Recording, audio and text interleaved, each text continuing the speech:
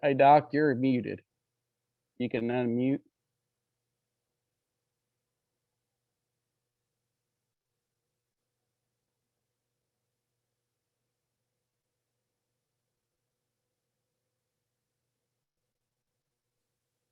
Can you hear me now? I can hear you now. Yes. Okay. Uh, thank you everyone for being here tonight. Thank you, Danny, for inviting me to do this. I hope you're all enjoying this wonderful weather. I guess it's a good evening to sit inside and watch a Zoom. There's not much else you can do. So my talk this evening is over proper and effective vaccination practices, or as I would like to say, okay, or oh, why vaccines work and why they don't work. And so we're going to talk a little bit about that. And the first thing we're going to have to talk about is how the body protects itself, or basic immunology. You know, before COVID, a lot of people didn't know or understand much immunology.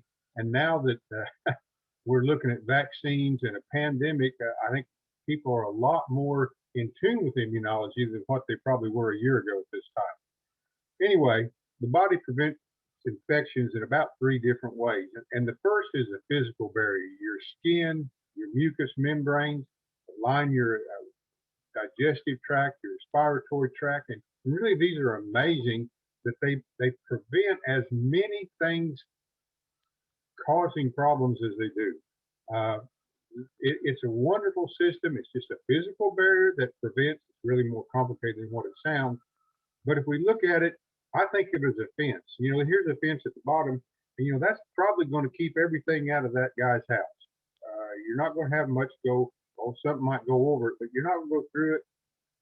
But not always is a fence like that, and we oftentimes have a fence like this that will let things through. And this is going to be more common we see with in disease processes in stressed animals. So it's just the first line of defense. Works pretty good. We can't change it much, and that's the way it is. Our next way is what we call innate immunity. And these are cells and proteins that the body actually uses to protect itself. They're not specific, they have no memory, they only just attack what they see. And, here again, I guess I'm going to use a lot of analogies to a dog in this presentation, but here sits a dog on the front porch, and he's going to protect that house pretty well. And that's what innate immunity does. It protects you pretty well from anything. It could be a possum or coon coming up on the front porch, or a stranger, or your neighbor, for that, as far as that goes. But the innate immune system, because it's not specific and has no memory, sometimes doesn't work as well as it should. And so here our guard dog isn't doing such a good job of keeping this raccoon out. And so we need more, and we have more. And what we have is acquired immune system. And this involves antibodies to a very specific disease. These antibodies are acquired through exposure or vaccine. And so this is the immune system that we can and do manipulate with vaccines. Okay. And here again, I think of this as here we look at this squirrel dog, and he trees squirrels, and that's it. That's all he does. And by the same token, here's a bird dog, and he hopefully doesn't tree squirrels, but he's going to point birds, quail, pheasant, whatever. And the squirrel dog's not going to point birds. The bird dog's not going to tree squirrels. They're very specific, and that's the way our acquired immune system is with these vaccines. So that's our three types. We actually kind of have a fourth, and that's passive immunity. And passive immunity is that immunity that's acquired through the colostrum. It's the antibodies produced by the mother that's present in the colostrum. The calf gets them from the colostrum, and that's the only immunity that calf has for basically about 4 months. And so here you can get it through nursing the cow. You can feed them colostrum or Clostrix. Either way, gets these antibodies into it. Okay, so moving on. In fact, the first 4 months of life, a calf has a very limited ability to respond to vaccines. mother's antibodies that he got through that colostrum will neutralize or interfere with the calf's ability to produce vaccine. So for the first 4 months of his life, that calf's dependent on mama's colostrum. And this is a really cool chart. If you get on here and look, if we look from, we'll ignore from conception to birth and go over here to birth, and we see at birth, his immune system by itself is very low. Now, once this dark line here, that's colostrum. That's the passive immunity that that calf gets from the dam. But it declines, and it begins to decline at about 3 months and goes down here. And by the time we're getting to weaning, it's not very good. It's about gone. And by the same token, during this period, the active immunity, this light color, is beginning to increase. And it begins to increase as we begin to vaccinate after 4 months of age. And you can see here that we have this, what they call the window of susceptibility here, that exists between the time the calf produces its own and yet the time that maternal antibodies are falling. So this is a pretty good chart. And if we look down here at the bottom, it says fully responsive to parental vaccines. And you can see here in this younger than 4 months, he's very little a response to vaccines. And here he's getting some response. Once we hit up here a little older, we get a complete response. And it's all because of these declining maternal antibodies that the calf's getting. Okay. I got to back up and throw a little hint in here. This colostral immunity works really well, but there's a caveat with it. For colostral immunity to work, it has to be gotten into the calf before 24 hours after birth. And so colostrum works great if you can get enough of it early enough. And unfortunately, you know, in cold weather like now, if the calf doesn't get up, doesn't suck for the first day or 18 hours, its level of antibodies are going to be very, very low, and because they're not absorbed. After 24 hours, there's very little absorption of antibodies in that calf. And as a result, you know, we're going to be looking at a calf that has very low immune system response, and consequently it's going to be sick. We know in dairy calves that if they don't get colostrum, the chances of them surviving is extremely low. So I guess particularly in this cold weather, we need to be cognizant of the fact that this colostral immunity, this passive immunity, is really important. And it's really important to get that colostrum in them, even if we have to go back and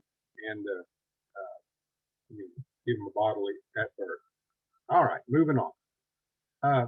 Vaccines actually work by providing the body with a very specific part of a bacteria or virus or other, whether it's protozoa, it doesn't matter. It's called an antigen. And the body then produces very specific antibodies to help destroy or neutralize these organisms that carry the antigen. I saw Nick James was on here. Nick will tell you that I always tell him in school, or I did when I was teaching, that, you know, for us that are old enough, we don't have to look at a whole 57 Chevrolet to recognize the fact that it's a 57 Chevrolet. We can look at the hood or the fender and say, oh, that's a 57 Chevrolet. Well, that's the way your antibodies work. They recognize very small portions of that virus, bacteria, whatever the case may be. And this orange actually represents the antigen that the antibody, excuse me, the antibody then attacks or attaches to, allows bacteria to come in and kill it. And we can, I think this is a pretty cool picture because we see that this antibody will be effective against this particular antigen, and we'll call it a bacteria, but it would have no effect with this one. And by the same token, this one wouldn't have this antibody here because of the way it's shaped and recognizes antigen. It would have very little effect here. So this just speaks to the point that antibodies are very specific to each individual organism.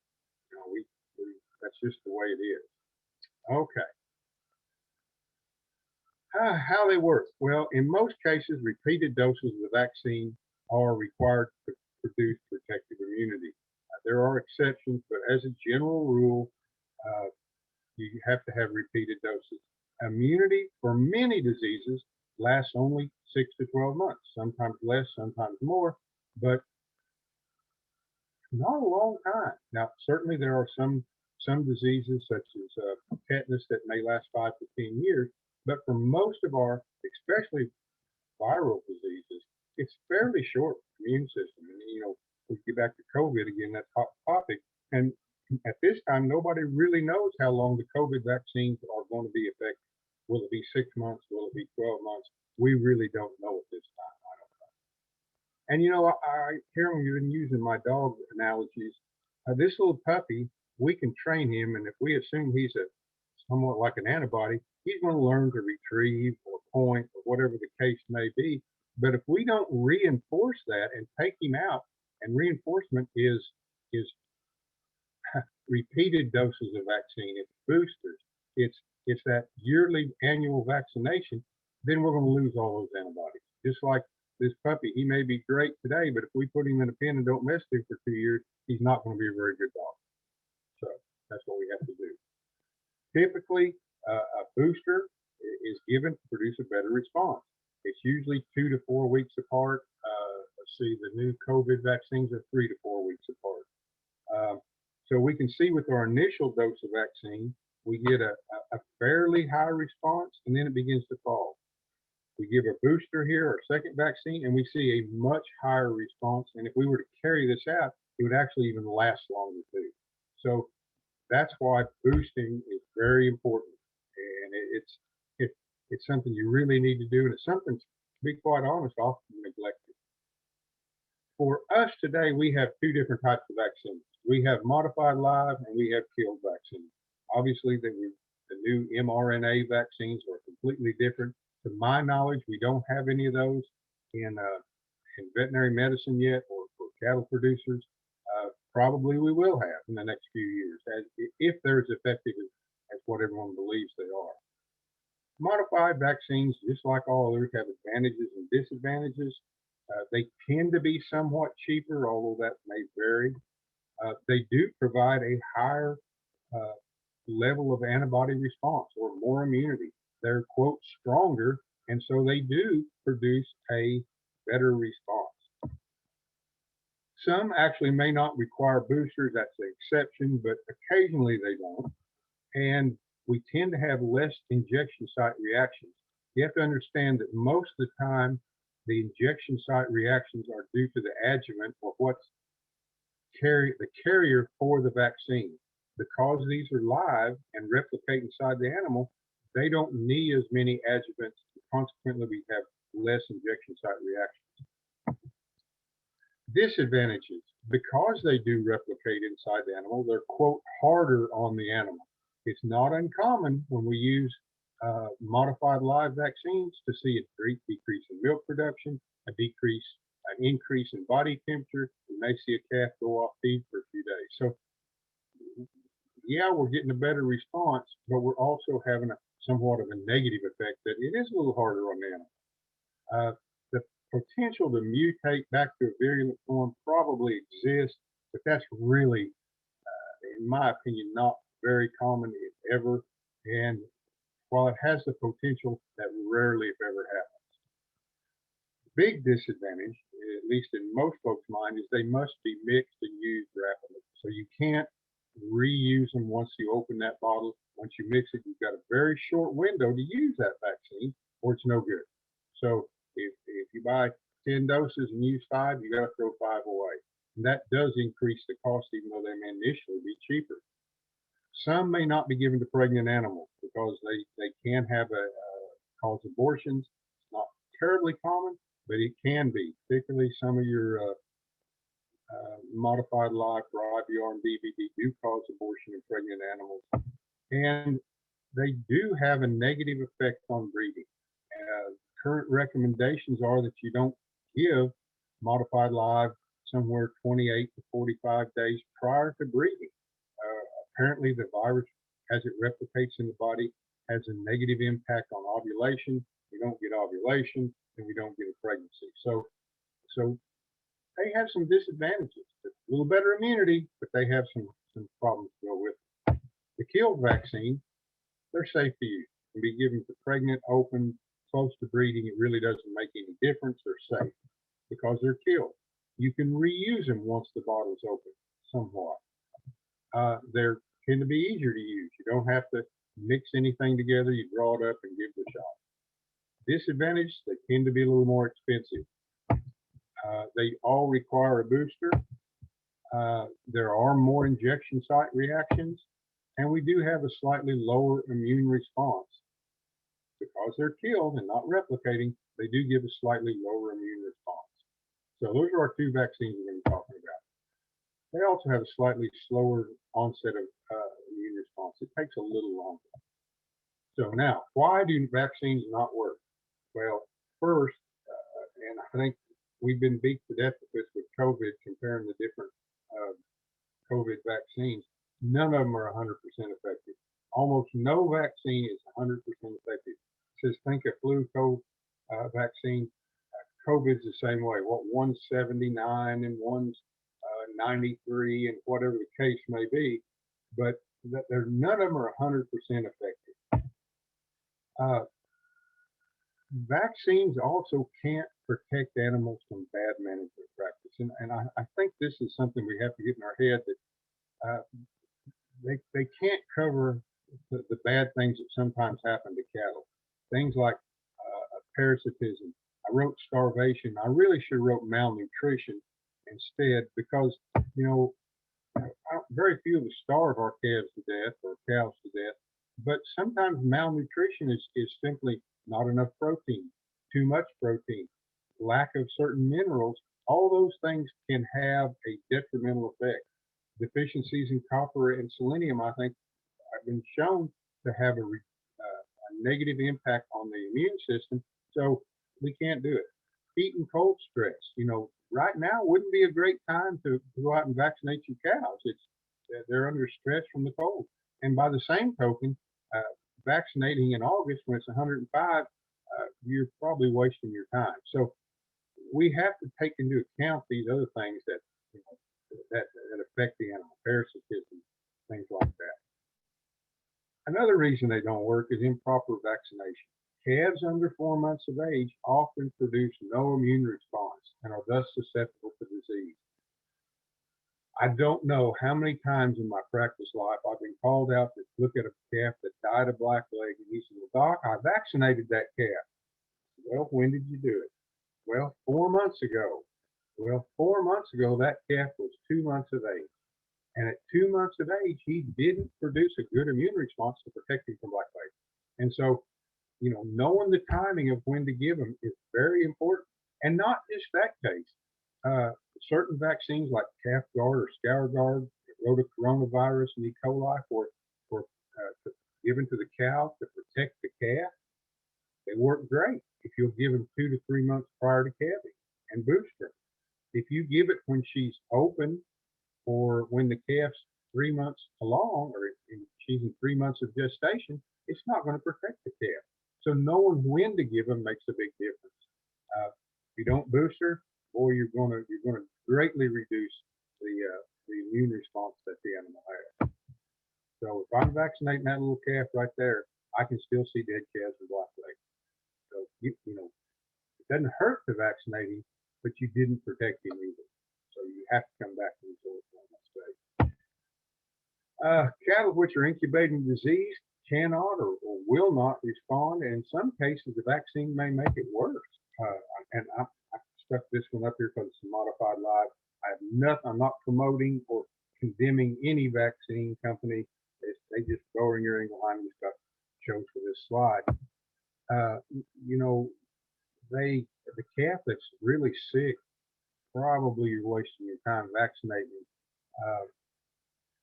The older vaccines that we had for BVD were so powerful that it would in fact kill many of them. Excuse me. So, healthy cattle, not the right vaccine for the disease. I can't tell you how many outbreaks of IBR I've seen and BVD I've seen When I asked the owner, they said, "Yeah, I vaccinated them. Show me what you vaccinated them for." Well, they vaccinated for a black leg and lepto. Well, that's great. Calf didn't die of black leg or lepto, but he had no immune response to IBR or BVD. So you really have to know what you're vaccinating for. You know that they're not cross protected in most cases, so it doesn't do any good to vaccinate for blackleg if you're trying to prevent IBR. You know, here we go. IBR vaccine does not prevent blackleg, so you have to know what you're vaccinating for and make sure you're vaccinated for the right thing. With some exceptions, primarily the nasal vaccines. And I don't know how many of you use nasal vaccines. They're pretty good. They've kind of fell on disfavor, but they're a pretty good vaccine.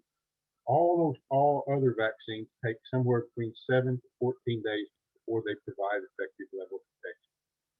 And you know, here again, I kind of a rough slide, I guess, but you know, if you call me today and say I've got a calf and we say it died of blackleg, and you go out tomorrow and vaccinate, you're not. You can still lose calves for the next 7 to 14 days because they haven't got a protective level. So vaccinating prior to exposure is by far and away the best thing to do. Okay. Mishandling of vaccines is really very common. You wouldn't think about it, but we do terrible things. Vaccines are really temperature sensitive and require 35 to 45 degrees on almost all of them.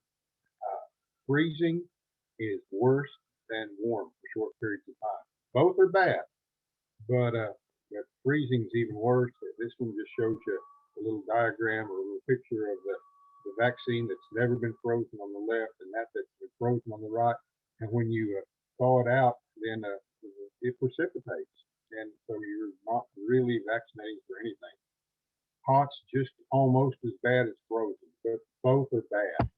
You know, direct sunlight is deadly to these vaccines, and so you know, the dash of the truck is not a place to store vaccines. It's not cold or it's too hot.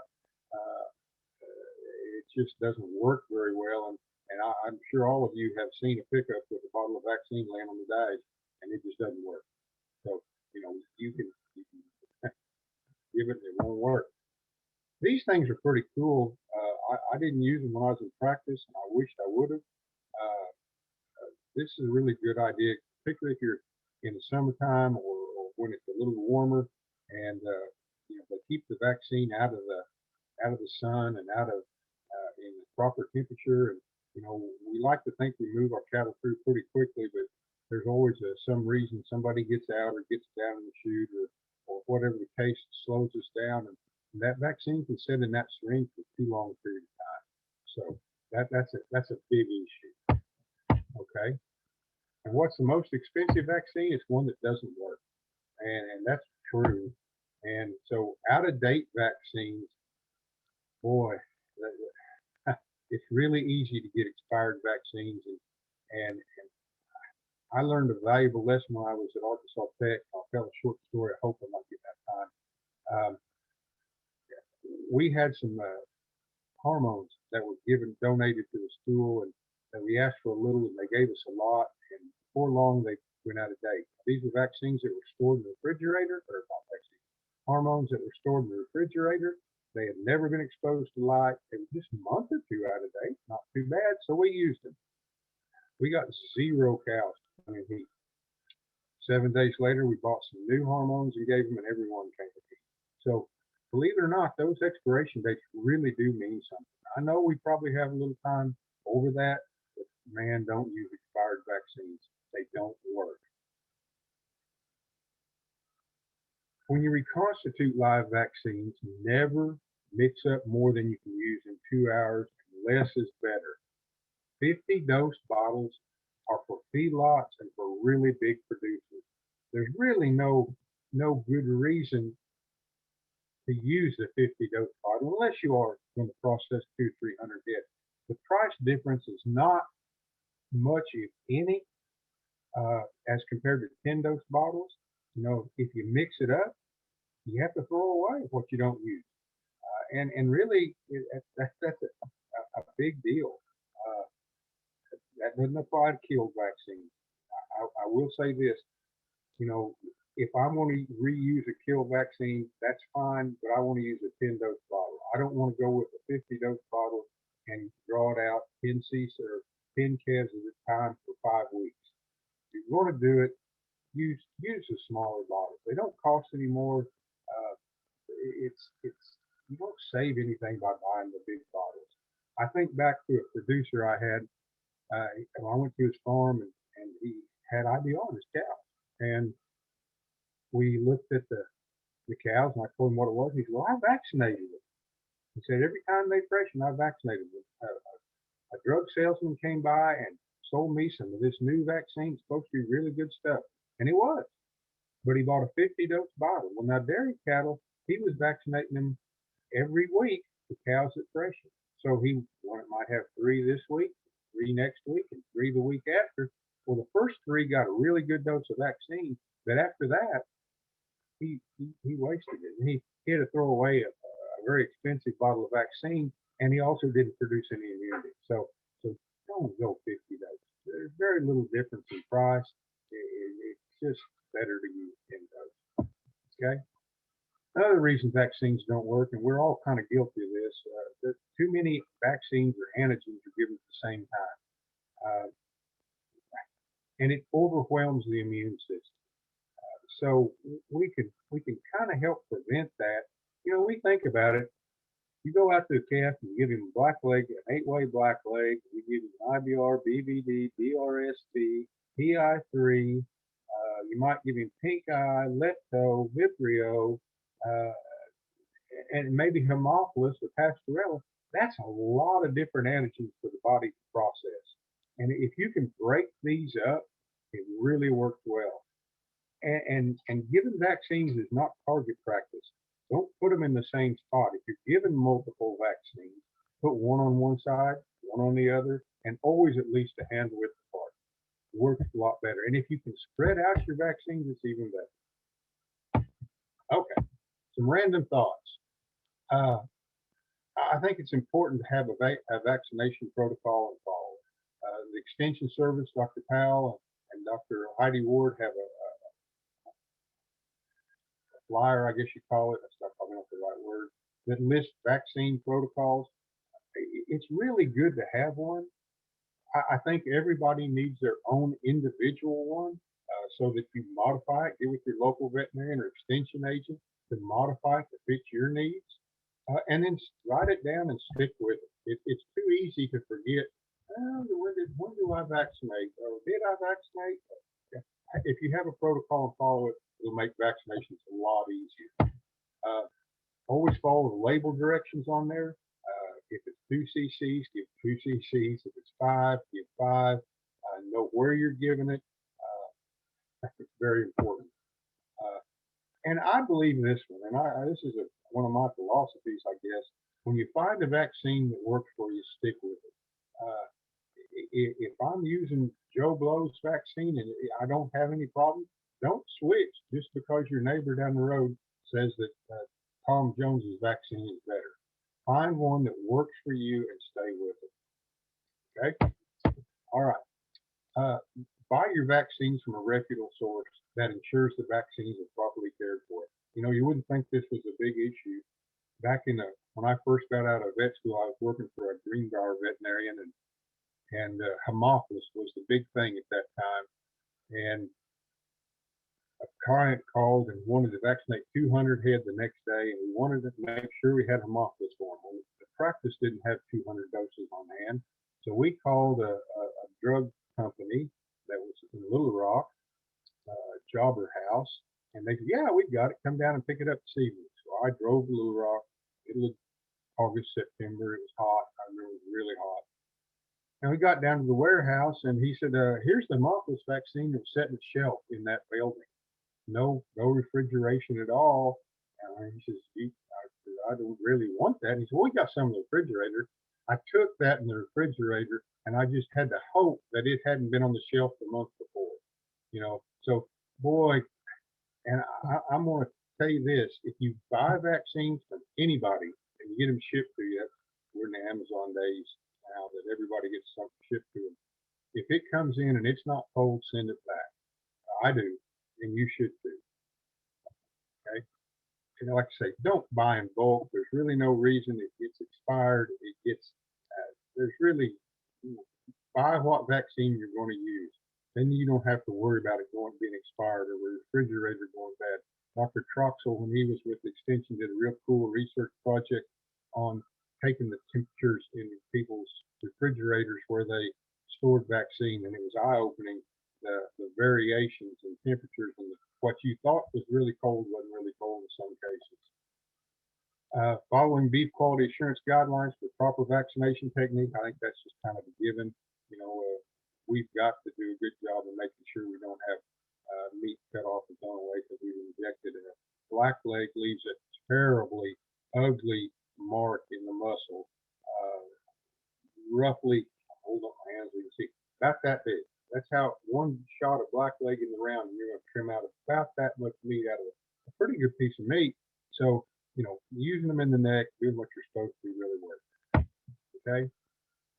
If your vaccine doesn't work, consult your veterinarian or somebody to find out what's going on.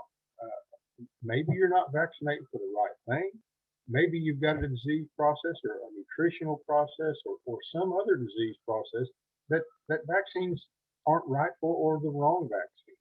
So if it don't work, don't just, well, our vaccine didn't work. Well, maybe we need to find out why. If you have issues with vaccine, save the boxes or bottles, at least write down the serial number and the lot number. Drug companies want to know, and I'm not saying they'll always reimburse you, but they need to know when a vaccine isn't right, whether it's reactions to it or lack of protection from it. They need to know, and they'll take proper action. I know Danny, the Extension has a green tag. Pardon me, Danny, if I messed that up. That part of the program is you have to put down what vaccines you use. And I think that's a good idea. You know, too often we throw it in the trash as soon as we empty a bottle, and we probably need to keep those, at least keep a record of. Okay. Things that you can do to make your vaccination program more effective. Probably the single best thing you can do is shorten your calving season. You know, it's the closer all those calves are to the same age, the better vaccines are going to work. You know, we don't have to worry about calves that are 2 months and 8 months because, you know, I don't need to vaccinate them the same. I can get my doses of vaccine there in at proper time when it's necessary and not be too early or too late for the calf. You know, it just really works better. I know that takes time. I realize that's not an overnight fix, but boy, a shorter calving season, that's one of the real big benefits of it, is it makes the vaccination program work better. There's lots of other advantages to it, but that's certainly one. I guess I'm a veterinarian first.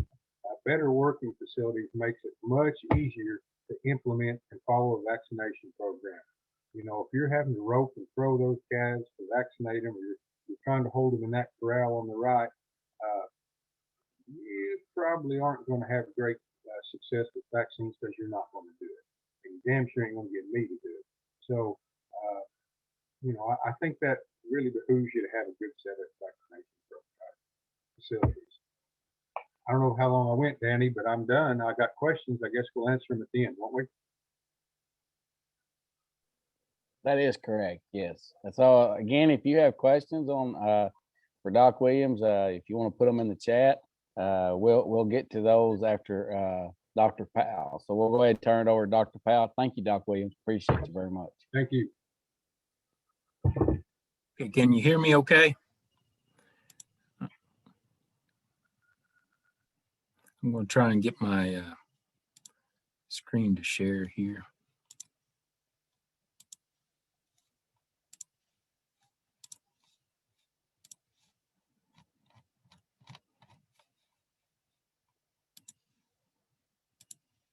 Okay, can everybody see that?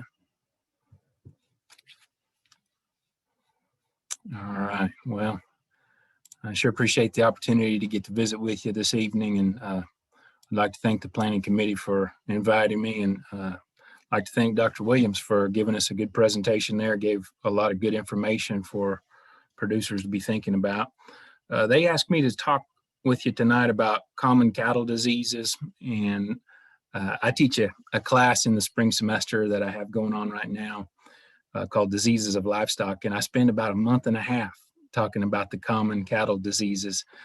So it takes quite a lot of effort to get through all the common ones, but I wanted to just summarize and target a few of them for you tonight.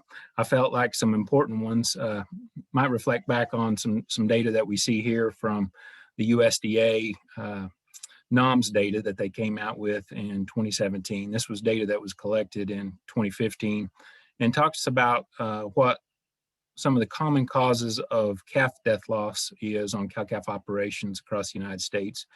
And when we look at the data that they have, they summarized that greater than 60% of the losses on any cow-calf operation are usually due to these three factors that I have. The greatest being respiratory disease, and so I'm going to spend a little bit of time talking about that tonight. And then the second largest was calving issues, so dystocia, when we have calving difficulty. I'm going to spend a little bit of time on that one as well. The third largest section was weather. And boy, in this weather that we're having right now, a good example of some weather that could potentially kill some calves, especially if they're born during the nighttime hours when we're down to these teen temperatures or even single digit temperatures is what they're calling for, at least for Northwest Arkansas later this week. One thing that I always tell producers to keep in mind in regards to weather this time of year, and some people are getting started on their spring calving season. If you turn a bull out in mid-May or so, generally you have some calves that begin to come in mid to late February. And we can run into temperatures like we're experiencing right now. But just feeding at a given time of day can help increase the likelihood of you having calves born during daylight hours. All right. So the key to that is something that was recognized by a fellow named Gus Conefall. He was a Hereford breeder from Manitoba, Canada, and where it would certainly have cold temperatures and something that they would have to be aware of, and it's something that's been studied by several different universities, but they call it the PM feeding method. If you can feed in the evening just before dark, then you can have more of your calves born during daylight hours. So generally, if you can feed in the evening around 5 p.m. or so, you can expect to have about 80% of your calves born during daylight hours. And then the flip side of that is if you're feeding in the morning, usually it's a 50-50 shot whether or not your calves are born in the daylight or at night. But that's one way that we can help battle a little bit on this weather issue. When we look at some of the data that they showed there for Arkansas, it said that 42% of operations lost at least one calf before it made it to weaning, and that cost our state, as far as the beef cattle industry in our state, $22 million. And like I say, the two biggest were these two categories, respiratory and calving. So I'll spend a little time on those for you. Respiratory disease, as many of you may know, is quite a complex disease, and usually a disease that is multifactorial in regards to there's several viruses that can lead to problems and several different bacteria that can lead to problems. And I have some of those listed for you here, things like IBR and BVD, PI3, BRSV. Any of those viruses can potentially lead to problems with respiratory disease. And then they make a good segue into bacterial pneumonia. And there are several bacteria that I have listed there that, and some that Dr. Williams had mentioned that can lead to problems with pneumonia in cattle. And any of those are some things that would give very similar symptoms. And I'm going to talk about symptoms here in just a second, but all of those, as far as what we see outwardly, can look pretty similar. So it's something that we would be looking for the clinical signs for, and then pulling cattle and trying to treat those cattle. Some other things that are involved besides the pathogens, besides these viruses and bacteria that we have issues, is usually stress. All right. And so stress can come from many different areas in the calf's life, one being the environment, and certainly weather like we're experiencing can be quite stressful for cattle. Weaning is another one, that can be a stressful time period when that calf is going from mainly nursing mom over to either a forage-based or grain-based diet. Anytime that we're gathering and handling animals, that can be as stressful, or commingling them together with animals that they're not familiar with or haven't been around before, transportation, and then also just them having a naive immune system. So I'm going to spend a little bit of time talking about how we can try and protect them using a preconditioning system. And I think Dr. Williams had mentioned the green tag system that I'll talk more about here in just a second. Cattle are experts at hiding clinical symptoms. So this is an acronym that we can use to help us remember the signs that we would look for to pull and treat cattle that are coming down with respiratory disease. This acronym is an older one that had been put out by Pharmacia Upjohn several years ago. That was a pharmaceutical company that made veterinary pharmaceuticals, and they've since been merged and bought out by another company. But they came out with this acronym DART, and it tells us these symptoms to look for. The D stands for depression, and here we're talking about physical depression, lethargy, weakness, inactivity. Those are some things to look for. Appetite would be another one, a decreased appetite. So if we're pulling into the pasture, about to feed a set of calves and they're not coming to the bunk or not coming to the hay feeder when we pull up with a bale of hay, probably need to take a closer look at that one. Another thing that I think about when we think about appetite is just looking at their gut fill. So, a calf that looks hollow to you, that hadn't been eating, and that can tell you that they've had a decreased appetite and may not have been grazing. Respiratory symptoms are also things like nasal discharge, increased respiratory rate, maybe some slight coughing. Cattle are good at hiding that. And then lastly, temperature. So we're looking for cattle that once we bring them to the chute and temp them out, they have a temperature of greater 104 degrees. And that would indicate a fever and the need for some antibiotic therapy. And as far as the antibiotics that are labeled that work well for treating respiratory disease, there's several out there on the market. These are prescription products that you can work with your veterinarian to get.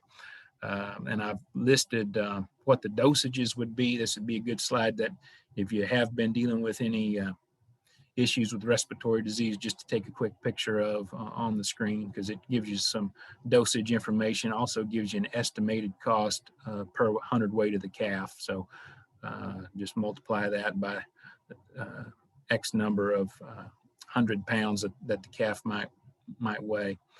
And you can summarize the cost there on what it would be to treat the calves. Also has some information about withdrawal periods, but several good drugs available. I always tell producers, pick one that works for you and use that. And people always have their favorites. Some work better for some people than others do. And so pick one that works for you and use that one first. So something to consider as far as trying to help prepare cattle to minimize the likelihood of issues with respiratory disease is preconditioning. And many of you have already heard of preconditioning and know what it is. I've got some data here I'd like to share with you that really shows how effective preconditioning can be. That it comes from our Starker receiving facility at our beef research unit here at Fayetteville. But if we're preconditioning, hopefully we're helping with these things as far as the calf health goes. They're going to gain more efficiently, which means they're going to have a higher valued carcass. We're going to use less antibiotics, which is always a good thing. We're going to have less death loss and hopefully increased profit. And bottom line, it improves welfare of the animal. And that's important, right? It's something we need to be thinking about as producers. Looking at that data that I mentioned, this is a study that we did. It's been just a few years ago at the Stocker receiving unit at the University of Arkansas in Fayetteville, where we were comparing some preconditioned calves that we bought off of ranches in Arkansas that had been preconditioned to cattle that came in from the auction market. And we really didn't know any background on the animals that came from the auction market in regards to if they'd had vaccines or not. I would say just by looking at what we got, most of them were still bulls. Okay, so if they hadn't taken the time to castrate them, they probably hadn't given them any vaccines. So we had a group of preconditioned steers that came in, around 236 animals. They were weighing near 550 pounds each. And then our set of auction market cattle, these came out of auction barns in Arkansas, 210 bulls and then 82 steers. So a total of 292 auction market calves weighing about 540. And when we look at what they did for 6 weeks in our receiving pens there, the auction market cattle average daily gain 1.9 pounds. Preconditioned calves 2.67 pounds. So nice gain advantage for the preconditioned calves. As far as morbidity, this is calves that had to be treated at least one time for respiratory disease. Man, we had some real issues in our auction market cattle. Had to pull and treat a lot of those cattle. So 67% of them had to be pulled and treated at least once for respiratory disease. Only around 8% of the preconditioned calves. Number of calves that had to be pulled and treated at least 3 times, 8% versus 3.2. The number that were deemed chronic. So our definition here of chronic is they had to be pulled at least 3 times, and then they never did gain more than 1 pound per day. So that's what we would call a chronic in our unit, 1.1% versus 0.4. And then bottom line here, medication cost around $18.50 for the auction market calves. That's on a per head basis. And then $2.30 on the preconditioned calf. So saved a lot of money on medication costs. And, these costs don't include labor. So that doesn't include, having to get these animals to the chute and give them a dose of medication and also saves a lot of time and effort and is much better for the cattle if we can think about preconditioning. And Dr. Williams had already mentioned our Go Green program, the Green Tag program. This is something you can get more information about through your county agent. It's something that you enroll for, and then they give you green tags, and you agree to follow the vaccination and management protocol that's in the program. And that's basically just documenting that you vaccinated the animals, castrating any of the males, keeping the calves and weaning them for 45 days before you sell them. Then you have that green tag to put in their ear so that when they go to the sale barn, they'll bring more money. They'll be of more value to the buyers. The next section here is on calving difficulty. I showed that USDA data that this was the second largest cause of calf death loss on U.S. Beef cattle operations. I think one thing that's important is us just remembering how to recognize calving difficulty. And we think about the stages of labor and what a cow should look like as she's going through those. And stage 1 is really what I would call a behavioral stage. This usually lasts between 2 and 6 hours. And this is when the cow removes herself from the herd usually. So you'll see her standing off by herself. She may have her tail elevated. They usually don't have much of an appetite. So if you're bringing hay to that pasture, she's not headed up with the rest of the bunch usually. This ends with the presentation of the water bag. And so once the water bag is observable, then we're into stage 2. And stage 2 is where they're laying down and pushing, or they're in hard labor, or we can maybe, if they're not laying down, we can tell that they're definitely painful and they're trying to push and not perhaps making progress if we're having to step in and give assistance. But what we should see is them laying down and pushing that baby and then expelling the fetus like we see here in the pictures. And then that calf would be born at the end of stage 2. And I'm going to give you some parameters on how long this normally should last here in just a second. The last stage, or stage 3, is just her cleaning, right? Her delivering that placenta. And usually that's going to happen within maybe just a few minutes or hours after she gives birth. And it should happen within 8 hours. If it does not, then we may have to step in. Certainly if it's been 24 or 48 hours past the time she's calved, we may have to step in and physically help clean that cow. But that's the stage 3, is her expelling that placenta. How do we know how long normal is? When we look at some data that had been gathered by a USDA study, this study was done in Miles City, Montana, and it looked at both cows and heifers on how long stage 2 actually took. So this was from the time we could observe the water bag, or we noted that she was in hard labor, lying down, trying to push, or showing that extreme discomfort. Cows generally took somewhere around 23 minutes. Heifers were at around 54 minutes. There was some more data that was done at Oklahoma State University where they tried to measure the length of stage 2. And in their data, they only did that in heifers, not in mature cows. But it was measured on their work at 63 minutes. So I often tell folks, rule of thumb, a cow should lay down and have a calf in about 20 to 30 minutes. A heifer should lay down and have a calf in about a 1 hour period. And I guess bottom line is, if we're seeing them in this stage 2 period and they're not making progress and it's been more than an hour, then we probably need to think about stepping in and giving some assistance. And what do we look for, right? First things to look for is malpresentation. So if we can put a hand in her, this would be normal presentation. We should be able to feel the front feet and in the calf's head. You've felt that before if you've ever pulled a calf. A lot of times though, we have a head back, or we've got a foot down, or we've got the entire calf backwards like we see here. So we have to determine the position and try to straighten that as best as possible. The other thing is to note, is this calf going to be too big? And if so, that's something we just need to call the veterinarian to come and perform a C-section. Or is there more than one calf? Because that can sometimes, you have 2 feet there, but both of those feet are connected to different calves, and you have to sort that out to be able to pull one at a time. I always say, if in doubt, then get out and call the veterinarian. But if not, some things to keep in mind to give assistance on these dystocia cases. We always want to have strict sanitation. So make sure that you're disinfecting your chains and handles that you're going to use for the chains. Make sure that you're gloved up so that if you're reaching in to straighten the calf out, you've got an OB sleeve on and you're not dragging in any sort of bacteria that may lead to some secondary infection there. It's always nice to have the cow lying down, and I've certainly pulled them with the calf standing in the chute before, but it makes it easier on the calf and makes it easier on you. And when you think about a cow normally giving birth, she's normally lying down in the pasture, and so it takes less force to pull this calf from her womb if she's lying down. Right lateral means that she's lying down on her right side, and her left side, which is the side with the rumen, is up. It's in the up position.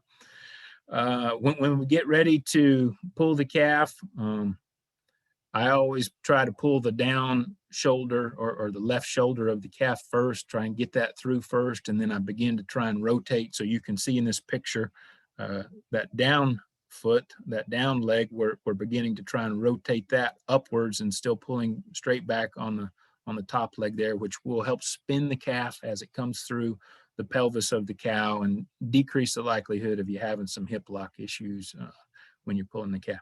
The other thing I always try to remind producers about is don't use soap as a lubricant. All right. So don't take dish soap or detergent, something like that, and dump it in the bucket and fill it up with water and think that that's going to help lubricate a cow's pelvis when we're trying to pull a calf. We always want to use something that would be like OB lube or J lube, something that's made for OB work in cattle. Soap breaks down the natural lubricants that are already there. Okay, so it works against you if you're using soap. The other thing is, remember chain placement. So when we get ready to place the chains on the calf's leg, always make a double loop. All right, always make a double loop, one right above the pastern joint here, and then right below it. If we just make one loop, then we're at a greater risk of breaking that cannon bone. So it's best if you can double loop it and then begin to tug at that point.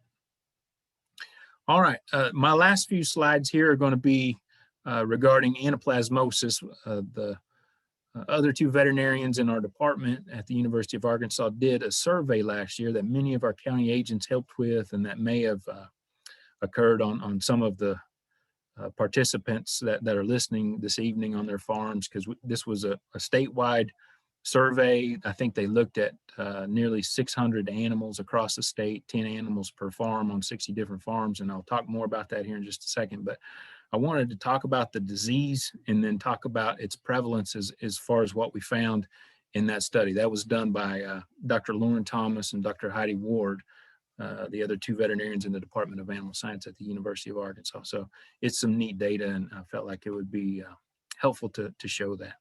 But what is anaplasmosis? It is a disease caused by a rickettsia called Anaplasma marginale. It's a disease that's usually age-related. All right, so we don't see it causing any major negative clinical signs in young animals. So it'd be very mild in calves. We probably wouldn't even know that they are carrying the infection. But as an animal ages, and in fact, when we get into our breeding aged animals, 2 years of age or older, you know, it's a quite serious disease and can be fatal if left untreated, and we can lose cows to it on occasion. It's one that seems to be a bit sporadic and found in different pockets of the state. And I'll show this data here in a second, but I was very surprised at how widespread and how common it was actually found to be with the study that they did. But you know, it may be something that you've never had trouble with, and then maybe one county over, people are dealing with all the time. So it seems to be pockets of places around the state that deal with it quite often. This bug, once it gets inside the animal, it invades red blood cells. All right, so it looks like what we see here. This is a red blood cell. Here's the Anaplasma marginale bug on the red blood cell. And what happens with it infecting red blood cells like this is we get the animal having an immune response to these infected red blood cells. And so the animal begins to kill its own red blood cells. And because of that, they become quite anemic. And then we start to see some signs associated with anemia that I'll talk about here in just a second. But that's what can lead to the demise of an animal that's infected. The other thing about the disease, it has a very long incubation period. So that can last anywhere from 3 to 12 weeks. They could be exposed to the disease and then, you know, seem fine for weeks of time before they actually start to come down with some clinical signs that would be noticeable to us, that would tell us that this cow's infected and sick with anaplasmosis. So thinking about where it occurs in the United States, we have endemic areas. That's going to be this area here located in the southeastern part of the United States, and then also this one out in the west central part of the United States. It's normally transmitted by blood-sucking insects. So flies make great transmitters of the disease. Ticks make great transmitters of the disease. And then also we do. So we can artificially transmit it, you know, by contaminated needles or any kind of instruments like, tattoo equipment or something like that, that could be contaminated with blood. And then if we're not trying to disinfect it between uses, you could potentially transmit it on to the next calf.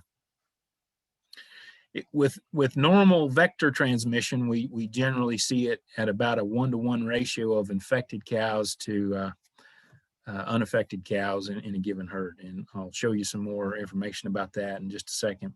But if we've had problems with needle transmission, we do quite a good job at transmitting it via contaminated needles. And so this level can be much higher. We could have, you know, an 80-20 split if we're not doing a good job at changing out the needles. We usually see it in late summer and early fall, but I've even seen it this time of year in herds where if they're a fall calving herd, and let's say they were breeding cows, you know, just prior to Christmas time period, you can remember what I told you the incubation period is, and they get to this time of year and they've got cows dying. And, you know, probably the reason is this needle transmission. So when they were given those hormone injections, if they were artificially inseminating cows and they were giving Factrol or Lutalyse or Ovcyst or any of those medications that we might give and not changing a needle, man, you can transmit it very easily. So you could see it pretty much any time of the year, but it's most common to see this time of year, and that's just based on these vectors that transmit it. Deer can also be carriers, and so, you know, deer population is something that we can't restrict on where they go, and they can certainly go from farm to farm, and they can carry plenty of ticks and other things from one place to the next to potentially expose cows. Clinical signs that we see with this disease usually in the early stages, as it's replicating and spreading throughout a cow's body, we're going to have her spike a fever. We'll notice some physical depression. They'll get lethargic and weak and inactive, probably a poor appetite while she's running a fever. We get severe anemia. And again, that's the loss of red blood cells. So she'll look pale, maybe on her mucous membranes when we get her to the chute and we start to look more closely. I'd also notice them being a little bit yellow colored. The cows that have it may stagger and act clumsy, and that's just this weakness, right? She has so few red blood cells left that she's having trouble getting oxygen to perfuse to her peripheral tissues.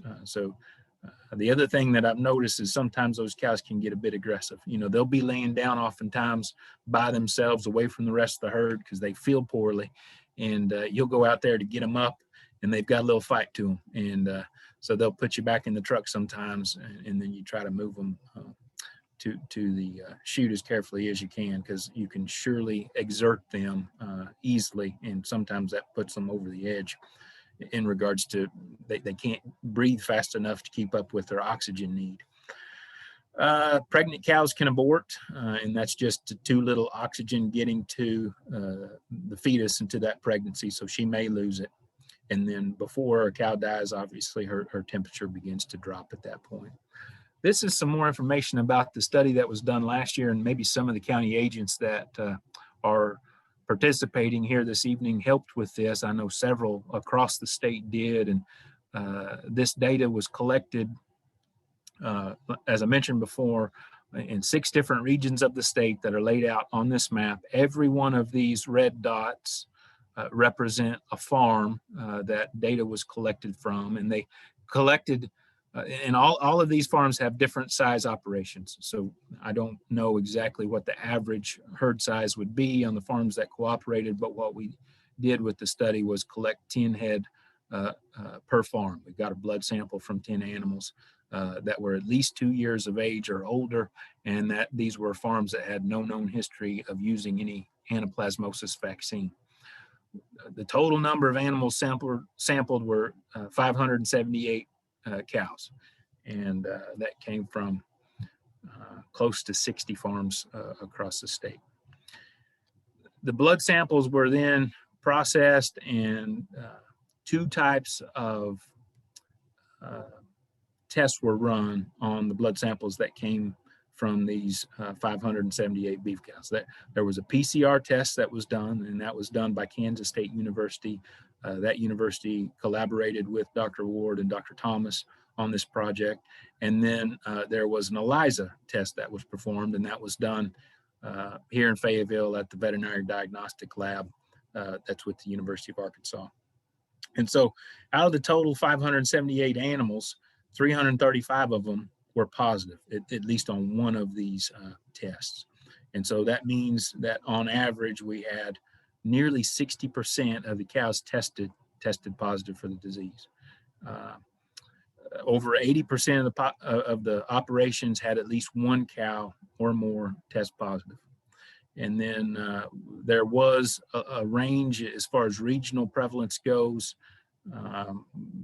It was from near 40% in, let me just flip back and show you, in these 2 mountain regions. So Ozark and Ouachita had both around 40%.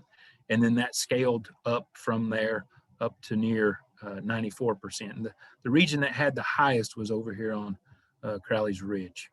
So as we marched east across the state, the prevalence was higher.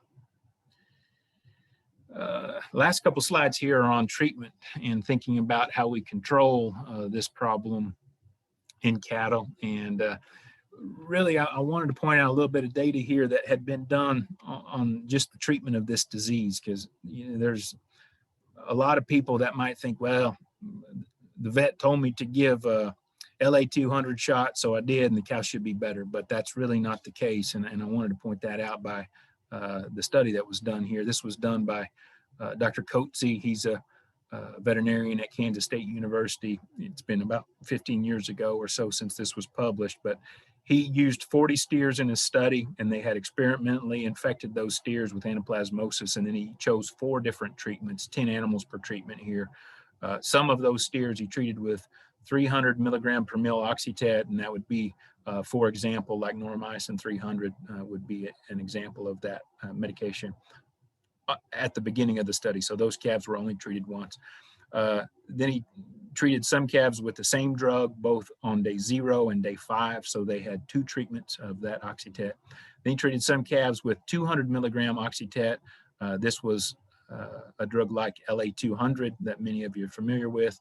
And that was given IV. This drug was given IM, but this LA200 was given IV every 24 hours for 5 days. And he chose that treatment because it's the export dosage that is required by the OIE. The OIE is the Office of International Epizootics. They govern all the regulations that say what an animal must go through before it can be exported out of a country. And if another country that doesn't have anaplasmosis says that they want animals from here treated, this is how they have to be treated before they can be exported. So, and then lastly, he had an untreated control. I think what the most important take-home message here is all of the steers were both PCR and ELISA test positive at the end of the 60 days, at 60 days post-treatment. So all of them still had the bug after any of these 3 treatments that were done. So all the treatments failed and did not work well. What we do know now, based on other work that has been done since then, is that we can use a dosage of 22 milligrams per kilogram, which is this LA200 dose, and can administer that subcutaneously every week for 6 to 8 weeks and successfully sterilize an animal or successfully treat an animal that has anaplasmosis. So if you do have problems with this, just know that you can't give 1 shot and feel like you've got it covered. You can't give 2 shots and feel like you got it covered. You need to be treating for at least 6 weeks and maybe up to 8 weeks with a dose of LA200 every week. Last couple of slides here on other prevention methods. We want to try and control vectors, right? Because they can spread and transmit the disease. We want to try and do diligence about not using more than 1 needle on 1 cow if we've had problems in a herd. If it's a herd that's dealing with problems, that's the easiest way to spread it. So just switch needles every cow if you're having trouble with anaplasm. You can also use a VFD, so visit with your veterinarian about a veterinary feed directive for chlortetracycline. We also call this Aramycin is another name for that drug, and it can be fed to control anaplasmosis if you're having trouble. And there's also a vaccination that can be purchased. And there's only one that I know of that's commercially available, and it's from this gentleman, Dr. Gene Luther, who's retired from LSU College of Veterinary Medicine. And I just put his contact information on here for folks that may have interest in getting that. It is a conditional licensed vaccine. It's approved for use in Arkansas. And I've talked to people that have used it before and have had luck, but it's something that you could call and get more information about at that phone number there. Some other things to consider as far as control strategies. So thinking about what it costs if you're dealing with an outbreak, on how you would want to go about controlling. I just wanted to give some numbers here. You know, this was just done to show if we had a herd size of 100 cows, what it might cost us in a year's time to either feed medicated mineral or to go through and vaccinate or to manage perhaps by testing. So each of these have a cost associated, right? As far as mineral goes, it costs you about 15 cents per head per day. So over a year's time, and really we're only going to be feeding this during the vector seasons from May to October, so 150 days. You're looking at about $2,250 trying to use that. Vaccination, the first time that it would be used in a herd, you have to give, like Dr. Williams had described, on a kill vaccine, you need to give the initial dose and then a booster dose. And that's the case. You have to give 2 rounds, and each of those cost $9 a piece. And then every year after that, you just come through with an individual booster. So it's only a $900 follow-up per year cost. And then thinking about managing it with testing. So if we tested everybody, depending on what test we use, you're looking at between $600 and $900 for the ELISA test, and then we can make decisions based on that test. And that's what this last slide shows, is if we have a prevalence that is pretty darn high, at least 50% or greater in a given herd, that's probably something that we can't cull ourselves out of, right? So, you know, it would be economically detrimental to go off selling half your herd if you have a real high prevalence of anaplasmosis and once you've tried to test these cows. So it doesn't cost a lot to test, but then when you think about how are we going to manage the cows once we know that you have a high prevalence, one thing to consider would be to visit with your veterinarian about VFD to feed CTC. One recommendation that I like and have been talking with producers about is to feed it at a pulse dose. So on this third bullet down here, I've got pulse dose feed CTC 30 days on and 30 days off. We know if we feed it for 60 days or longer, what we have done is created naive cows. So we've killed the bug inside those cows if they're eating medicated mineral for 60 days or more. Well, if you've got a bunch of naive cows and then they get re-exposed, and like we said, it could be in the deer population or the vectors could spread it from the neighbors again or whatever, you know, you could potentially lose cows. So that may be an undesirable. But when we think about how to control it using a pulse dose, we leave them on for 30 days, we take them off for 30 days. Remember, I told you that this has a very long incubation period. And so if they're on it for 30 days, maybe we haven't completely cleared it from the cows that are infected, but we've sort of smothered it and kept it at bay. And then those that haven't actually been exposed, you know, they would continue to be free once they're on the medicated mineral for that 30-day period, and then they're off for 30 days. Any of those exposed for this 30 days that they're off, you know, you have that long incubation period. So by the end of this 30 days, they're going right back on it again to smother it out for the cows. And so that makes for a fairly good plan during the vector season. We could also vaccinate negative cows if we know who's negative by doing a seroprevalence study.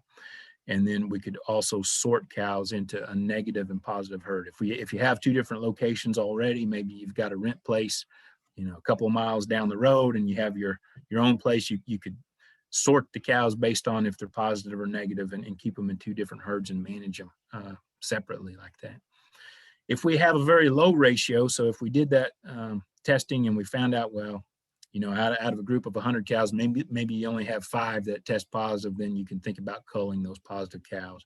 Other things to remember: don't reuse needles, test any incoming cattle because we don't want to bring it back in if we're doing a good job at trying to cull it out of a population, and then try to control vectors. And with that, I'll thank you for your attention and be happy to take any questions at this point, Danny.